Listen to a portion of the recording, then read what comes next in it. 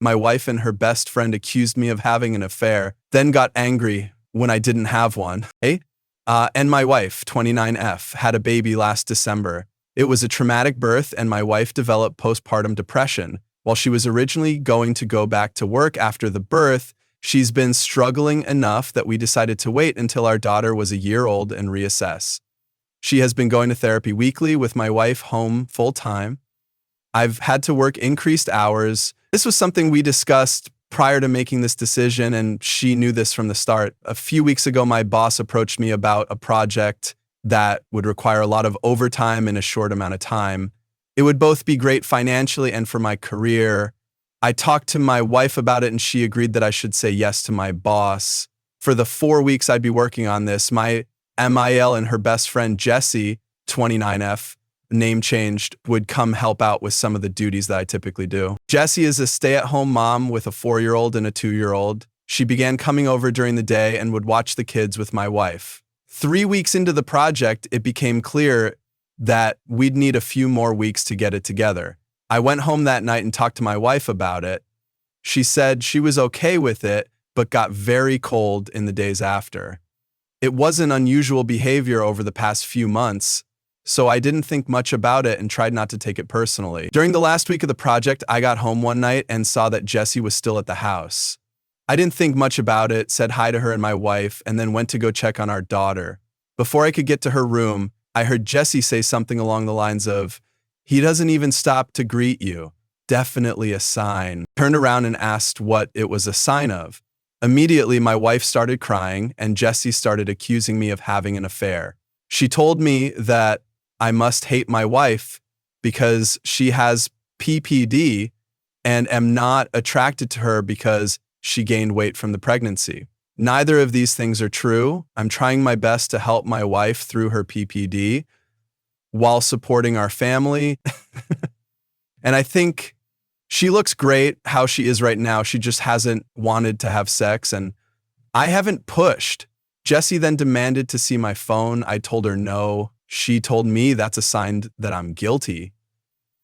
I told my wife that I would let her see my phone if she wanted to. She nodded, and something inside me broke. I guess it was the thought that she actually believed I was having an affair really got to me, and that she didn't trust me after everything we've been through. Well, she looked through the phone and there was no evidence. Jessie started saying that I deleted the evidence. She started screaming and woke up our daughter, so I told her to get out of the house. Eventually, she left, and I went to calm our daughter since my wife was still on the couch crying.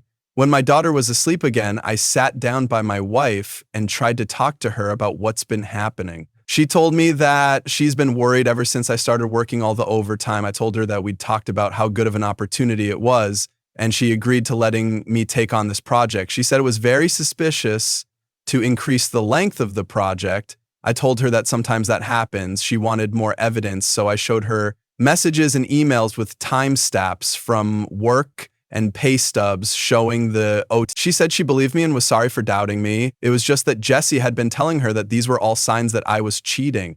I asked her why she believed Jessie more than me and why she didn't come to me with her concerns. She didn't have a real answer. It's been a couple weeks and the project is over. I actually scaled back and am trying to work a little less than I was before the project so I can spend more time with my wife and daughter. But I feel so burnt out trying to do everything and becoming resentful because in the back of my mind, I know that my wife doesn't trust me. I ask myself, what happens the next time I have a project or I have to run errands one day? Or if I have a business trip, am I going to come back every time to accusations that I'm cheating? I've tried bringing it up a couple times, but my wife tells me it's not the time and that she's tired or sad. I try to be mindful of her feelings, but I wonder if that means that I can never have any of my own. I'm not sure what to do here. Any advice for how I can move forward? Update number 1. Thank you to everyone for all of the advice and support on my previous post. I think a lot of you pointed out what should have been obvious, that I need to get a therapist and start looking after my own mental health. A couple people asked for an update, so I'm giving one, but it's not happy. That night, I approached my wife and told her that I was going to find a therapist. I didn't connect it to her accusations or anything. Just said that I was having a tough time and needed therapy. She shrugged and told me to do whatever. Next day, I got home from work and our room and my home office were ripped apart. Things everywhere, important papers scattered. I don't see her, but our daughter is in her room crying. My wife left her alone, her cell phone's off. I call my in-laws and a few friends, but no one's seen her. I'm starting to get worried, and I call my mom to see if she can babysit while I go out and look for her.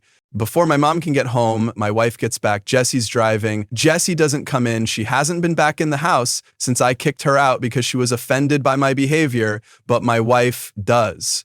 She's clearly upset, been crying. I ask what happened. I thought at first the house might have been robbed. She starts screaming at me that I'm being unfaithful and that the therapy is a front so I can meet my mistress. I try to calm her down and tell her that's not true, but she came at me and she hit me. My nose is broken. She kind of realized what she did and sat down on the couch and went comatose, just stared at the wall. I went into my daughter's room and locked the door, called my mom to tell her what happened, and my MIL to ask her to come over and take care of my wife. I packed a bag for my daughter, and when my mom got there, we left. My wife didn't even look up. We dropped my daughter off with my dad and then went to urgent care for my nose. I got blood all over my mom's new Subaru. My daughter and I are staying with my parents for a while, and my wife's staying with hers. I am looking into getting a restraining order against Jessie. My wife and I are separating. I love her, but I won't live with someone who hurts me and who could potentially hurt our daughter. I am not going forward with a divorce yet, with the hopes that my wife will get the treatment she needs and we can work things out. My in-laws told me that they're looking at inpatient treatment at a local hospital, but I also have everything well documented in case of an eventual custody battle. My heart's broken because I know this isn't my wife. This is a sickness in her mind, but I need to keep myself and our daughter safe and give her the space to recover. I'm hoping that this is the right decision. Thanks again, everyone. Edit.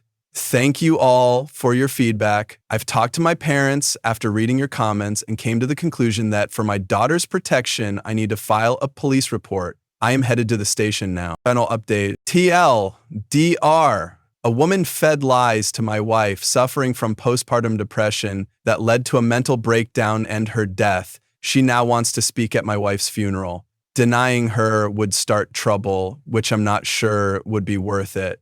There's more context for this situation in my post history.